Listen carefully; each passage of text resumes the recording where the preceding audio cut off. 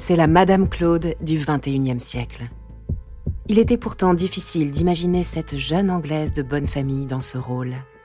Margaret MacDonald a monté toute seule une multinationale du sexe rayonnant dans toute l'Europe. Grâce à un simple ordinateur, elle a inventé le cyberproxénétisme. Vous écoutez Criminel 2.0, épisode 25. Margaret MacDonald, première partie. Pour partir sur les traces de Margaret MacDonald, il faut se rendre en Angleterre. Retrouver les lieux, l'atmosphère de l'enfance. C'est ici, sur les bords de la Tamise, que grandit celle qui n'est encore qu'une petite fille modèle, dans la pure tradition britannique. Windsor, 30 000 habitants. 40 km à l'ouest de Londres, juste à côté de l'aéroport d'Heathrow, l'un des plus grands du monde. Windsor est une ville à l'ambiance si particulière. Windsor, c'est une ville bourgeoise, on peut dire. John Henley, journaliste au Guardian. C'est un lieu assez chic. Je pense bien à comparer avec Versailles ou à Fontainebleau. La ville est même jumelée en France avec la très sélecte Neuilly-sur-Seine.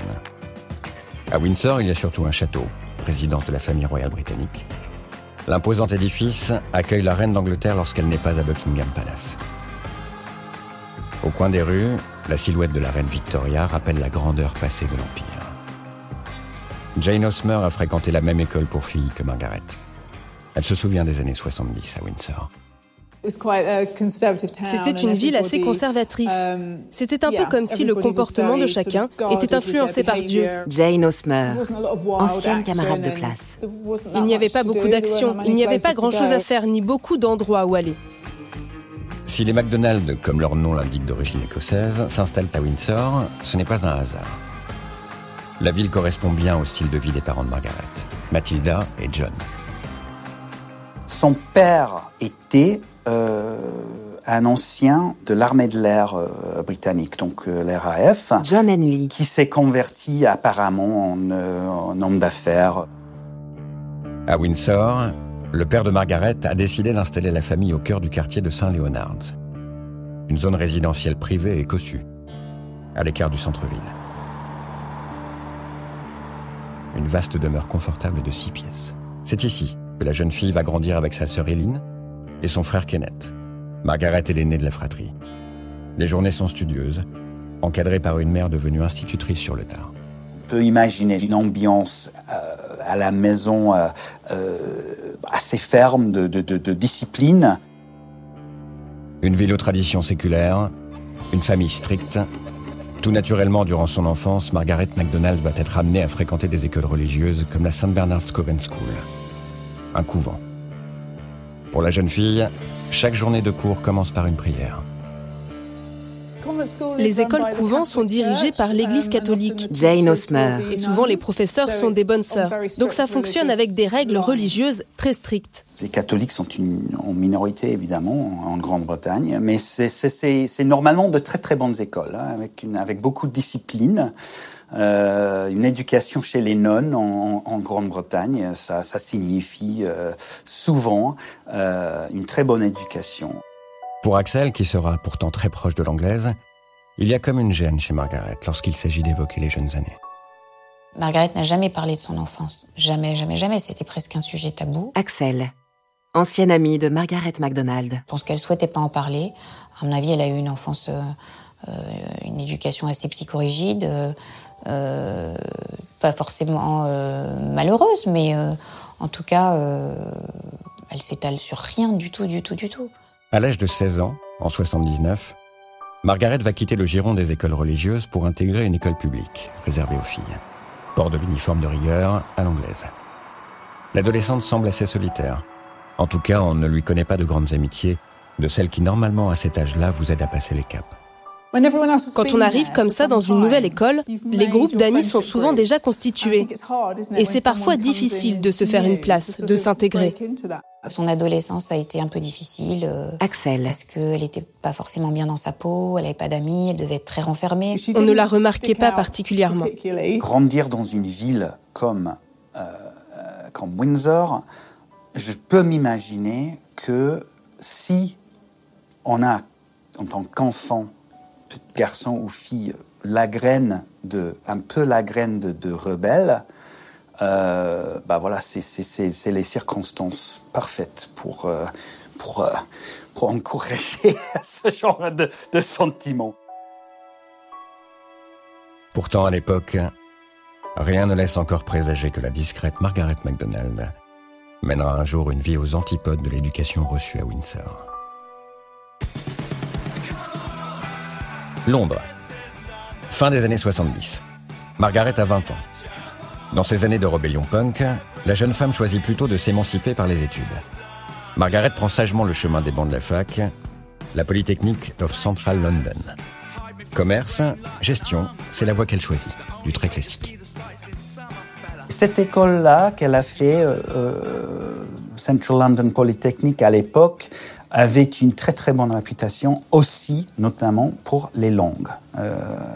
Très pratique, beaucoup d'échanges avec d'autres pays européens. Margaret va en profiter, car elle a un don exceptionnel pour les langues. En 1982, à 22 ans, dans le cadre d'échanges entre sa fac de Londres et l'étranger, elle quitte enfin Windsor et sa famille. C'est sa première vraie rupture avec le moule familial. Direction la France et Reims. Elle y suit les cours de l'école supérieure de commerce. Dans l'annuaire des anciens, on trouve son nom, Promo 84. Elle connaissait bien la France, elle maîtrisait le français, elle était à l'aise, très à l'aise. Elle a fait un parcours éducationnel exemplaire. De bonnes études et surtout la maîtrise dès cette époque de plusieurs langues. Le français donc, mais aussi l'italien et l'allemand. Margaret MacDonald semble prête pour le marché du travail. En revanche, sur le plan humain, la jeune femme paraît beaucoup moins à l'aise. D'après ce que j'ai compris, elle n'a pas du tout de relation de fac, ni d'amis très très proches. Donc pour moi, c'est une femme qui est très solitaire, qui aime cette solitude et qui en même temps en souffre. Pour Margaret, l'essentiel semble ailleurs. Dans le parcours qu'elle a eu, on n'a pas à mettre sur la table ses émotions. Véronique Villemain, autrice de La Mondaine. Elle fait quand même des études d'économie et de gestion. Elle va pas faire les beaux-arts, elle va pas faire des études de sociaux, elle va pas faire de la psycho. Elle se met dans la catégorie de quelqu'un qui veut prendre sa vie en main, la gérer. Il y a une rupture d'ailleurs avec sa famille. Elle mène sa vie seule, solitaire. Diplôme en main, soulagée de respirer pour la première fois, loin de sa famille et des convenances de l'éducation anglaise, Margaret va décider de ne pas retourner dans son pays. Les lumières de l'Italie attirent la jeune diplômée, notamment celle de Milan, capitale économique à la fois industrieuse et branchée. C'est là-bas que Margaret décide de se lancer dans la vie active. Elle postule dans le secteur du marketing. 6 années à se chercher, à se confronter à des emplois qui semblent au final la décevoir, autant sur le plan du contenu que du salaire. Nous sommes à la fin des années 80. Margaret va sur ses 30 ans. On sait qu'elle a fait toute une série de boulots, typiquement de jeunes diplômés, comme on dit, des graduate jobs, mais qu'elle n'en a gardé aucun. Donc elle n'a pas avancé, elle n'a pas progressé. Apparemment, elle a été virée de plusieurs de ses boulots. Elle ne supportait pas d'avoir un patron sur le dos, elle ne supportait pas d'être commandée. À mon avis, les gens ne la gardaient pas. Elle était en période d'essai et puis elle n'était pas gardée parce qu'elle était insupportable. Elle avait un caractère épouvantable. Épouvantable. Malgré tout, Margaret veut encore y croire. Après avoir perdu un énième job à l'aube des années 90, elle passe une annonce dans le grand quotidien américain, l'International Herald Tribune, proposant ses services comme secrétaire de direction ou assistante personnelle. Elle se rêve gérant le planning d'un capitaine d'industrie parcourant à ses côtés la planète en jet privé. Elle avait tout. pour réussir dans une carrière un peu plus normale, un peu plus typique. Il y aura 20 réponses à l'encart de Margaret. Mais pas vraiment ce à quoi elle s'attend. Dans le très sérieux Herald Tribune, les annonces de recherche d'emploi côtoient celles qui proposent les services particuliers de jeunes femmes. Visiblement, cela donne des idées. Car sur les 20 réponses, 19 hommes vont appeler Margaret en lui proposant de la payer comme escort girl. Autrement dit, prostituée de luxe. Ce terme escorte, ça a toujours été évidemment très ambigu. Et on peut dire que c'est précisément parce que c'est ambigu que c'est une expression d'origine anglaise. Ça cache quelque chose. Ça veut pas dire son nom. C'est quoi une escorte par rapport à une pute ? Véronique Villemain. Qui est un mot que j'aime pas beaucoup, moi. Alors, l'escorte, c'est le haut de gamme de la prostituée. C'est-à-dire, c'est la fille qui va pas passer une demi-heure ou un quart d'heure avec toi dans une voiture ou dans un fourré ou dans un sous-sol. Tu vas passer au moins 1 heure avec elle, sinon une nuit, voire un week-end. Ça, c'est une escorte. À l'époque de l'enquête sur Margaret MacDonald, Patrick Ivard est le numéro 2 de la BRP, la brigade de répression du proxénétisme. Les escortes, il en a vu défiler au 36 quai des Orfèvres. On met un mot anglo-saxon pour habiller une activité qui est vieille comme le monde, paraît-il le plus vieux métier du monde. Patrick Ivars, ancien chef adjoint de la BRP. Et en fait, quand on est escorte, déjà pour la prostituée, c'est pas tout à fait le même boulot. On est escorte. Ça suppose qu'on offre une prestation qui n'est pas qu'une prestation sexuelle.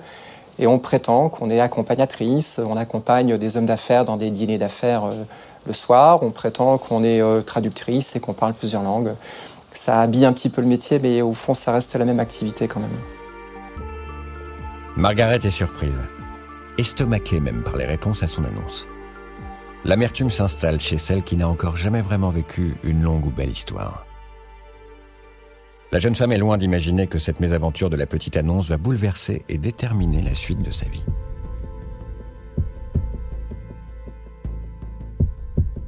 Vous venez d'écouter Criminel 2.0. Si vous avez aimé ce podcast, vous pouvez vous abonner sur votre plateforme de podcast préférée et suivre Initial Studio sur les réseaux sociaux.